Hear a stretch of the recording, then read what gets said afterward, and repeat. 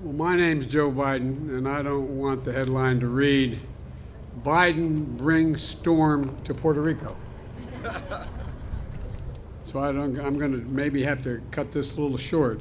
Let me start off by saying that Jill and I, and thank you very much for that lovely introduction. Jill and I we're anxious to be here. You know, I come from the little state of Delaware. It's not like the Congresswoman from New York. She comes from a big state. But we have a very, in relative terms, large Puerto Rican population in Delaware, relative to our population. We have the 8th largest black population in the country, and between all minorities, we have 20% of our state is minority. And so I was sort of raised in the Puerto Rican community at home politically. And so we came here for a long time, both for business and pleasure, since you're part of the Third Circuit Court of Appeals and Delaware is as well, and I was chairman of the Judiciary Committee. I spent a lot of time in the northern part of the state.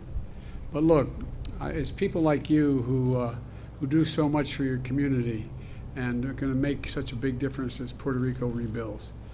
Thank you, Governor, for your partnership as we work together to help rebuild Puerto Rico. And I mean rebuild it all, and rebuild it in a resilient way. So you don't, when storms come again, which they will, they're not having the damage they caused before. And I want to thank the members of Congress and local officials, community leaders who have joined us today. Ever since the hurricane struck, Jill and I have had people in Puerto Rico on our minds and in our prayers. We came here in person to show that we're with you. All of America is with you as you receive and recover and rebuild. I'm confident we're going to be able to do all you want, Governor, and I'm committed to this island. Puerto Rico has been through so much in recent years. Hurricane Maria 5 years ago, a 6.4 magnitude earthquake 2 years ago. The folks slept outside for days, worried about their homes would collapse on them if they went in. Then COVID-19, and then Fiona. And yes, Puerto Rico is a strong place, and Puerto Ricans are strong people, but even so, you have had to bear so much and more than need be, and you haven't gotten the help in a timely way. And this latest storm dealt a serious blow to all the hard work that have been done since Maria. Roads and bridges built after Maria have been washed away again. Families who spent their savings to build new homes after losing their last ones have seen them flooded away. Crops decimated, farms destroyed. Here in Ponce and communities nearby have been hit the hardest. And for days, people live without power, without water, some still in that circumstance. No idea when to be back again. And for everyone who survived Maria, Fiona must have been an all too familiar nightmare. You know better than anyone that over time, these losses add up. And so Puerto Ricans have lost loved ones in this storm and in the perilous disasters. And the number can feel abstract sometimes when you hear a number, but every number is a person, every life lived. We read the obituaries and remembrances, and they all feel like people we knew. Doting grandparents, devoted parents, christened children, longtime neighbors, people who cared about their community and made a difference. And they will not be forgotten. And then through these disasters, so many people have been displaced from their homes, lost their jobs and savings, or suffered injuries, often unseen, but many times seen.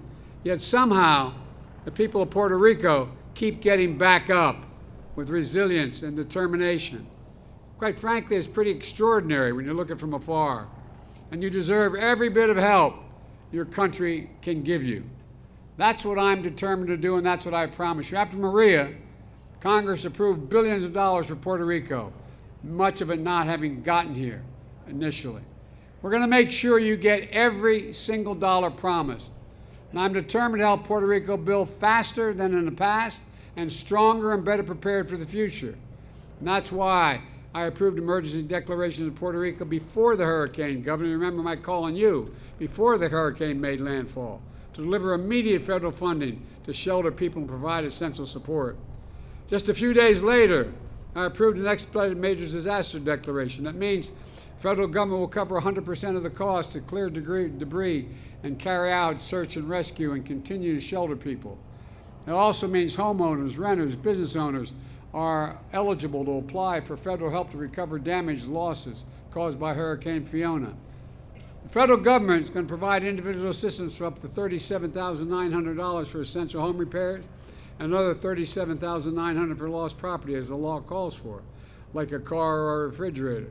Additionally, we've deployed more than 1,200 personnel from FEMA, the Army Corps of Engineers, the U.S. Coast Guard, the Department of Energy, the Environmental Protection Agency.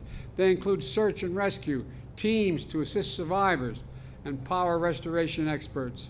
Power is now back, as you pointed out, governed at 92% of the island, and water is back at 95% of the island, thanks in part to the dedicated IBEW workers and federal support staff.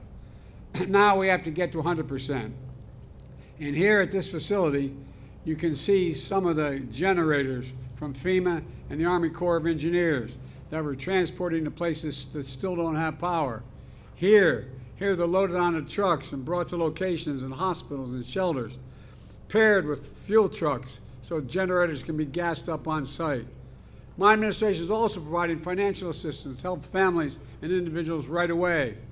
Many families are scrambling to pay their bills right now to fill up their gas tank, to put food on the table. They can register at FEMA cash assistance for $700 to help cover the essentials for just a little while. So far, nearly 200,000 households across Puerto Rico have received this cash assistance. $700 won't replace what you lost, not even close, but it can help take care of some of the little basics while you catch your breath and get back on your feet.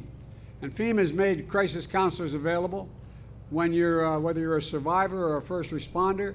If you need help or just someone to talk to, people are here for you.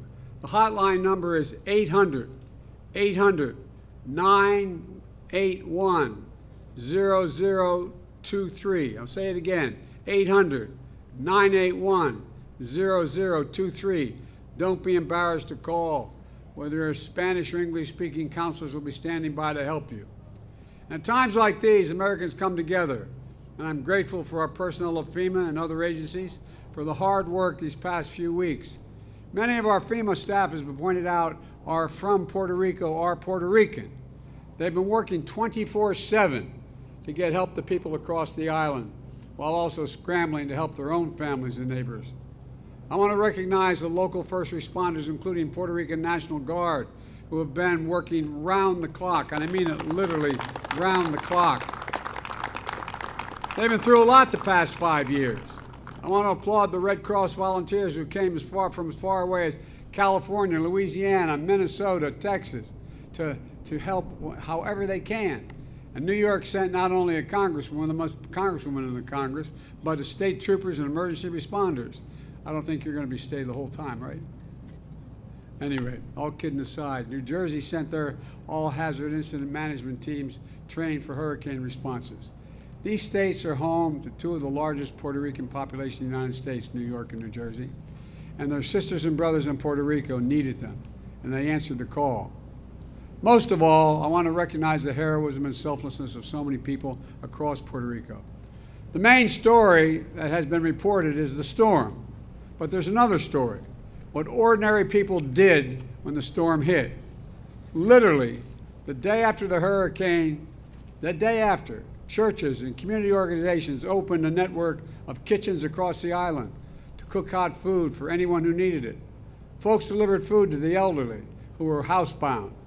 They started their generators, they shared their generation with neighbors who had medicine that needed to be refrigerated. They organized activities for kids to give their exhausted parents a break.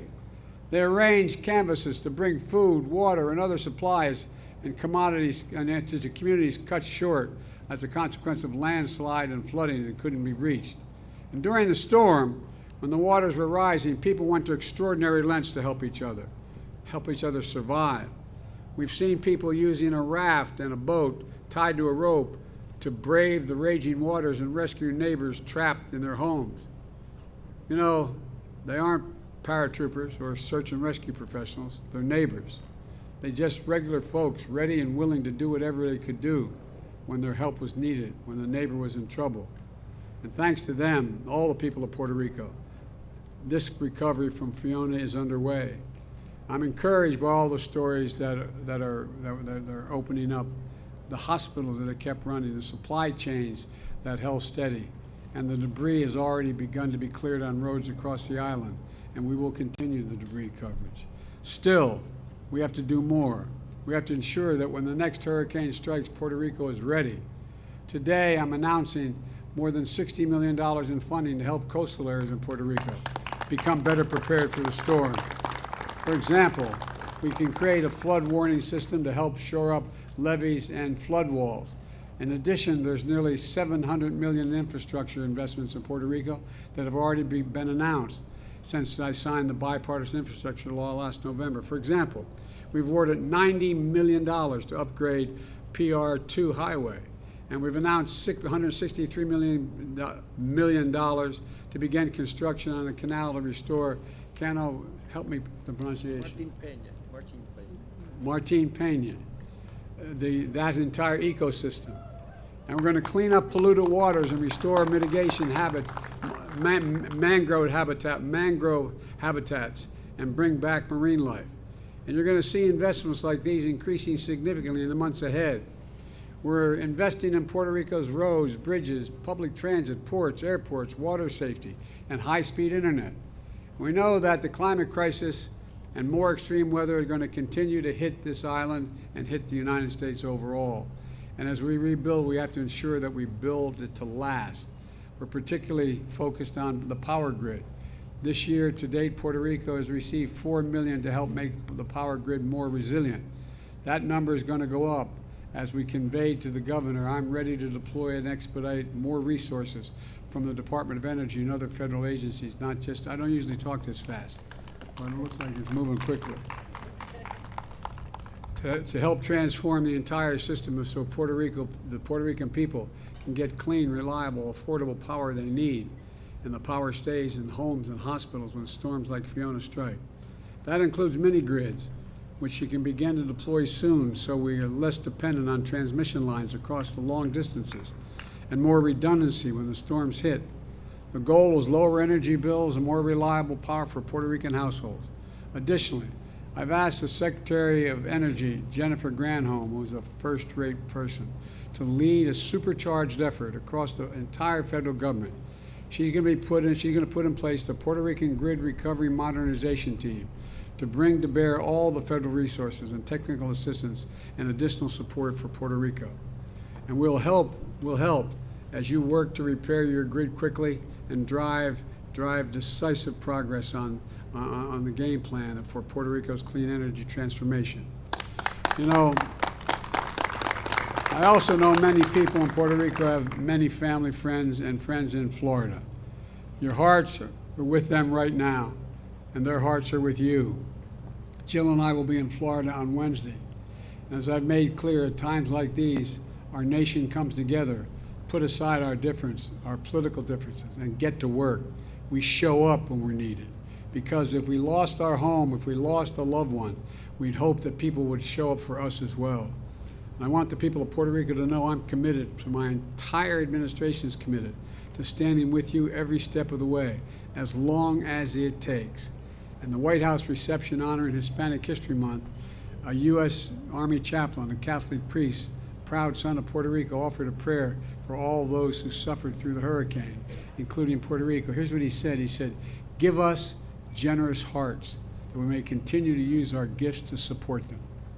Well, the people of Puerto Rico have generous hearts, and that's what they get through this. We're returning generosity. And that's the generous hearts that the rest of the country are going to make sure we continue to provide. But I want to say it again. We are not leaving here as long as I'm president until everything, I mean this sincerely, until every single thing that we can do is done. God bless you all, and and all of you who are hurting. And may God protect our troops and all those brave souls that risk their lives to help others survive this tragedy. And I usually don't quite talk this fast, but it looks like we made it. Thank you very much.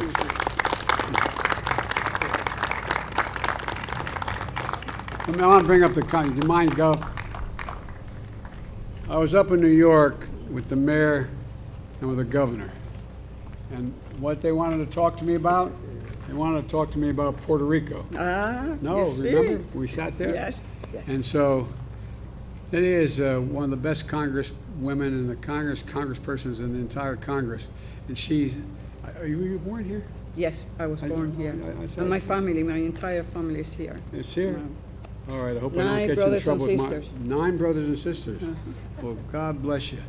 I tell you what, my mother used to think that anybody who had that many children, we only had 4, she'd say, no purgatory for mom, straight to heaven.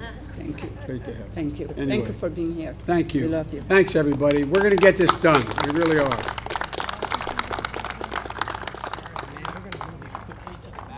We're going to move me quickly. Okay, thanks, everybody. I really mean it. Thank you very much.